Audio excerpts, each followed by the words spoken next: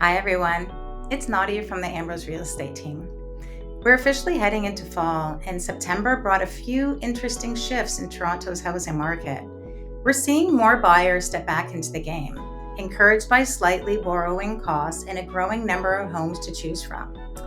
Now, that doesn't mean the market is taking off again, but it does mean there's movement and confidence is quietly returning.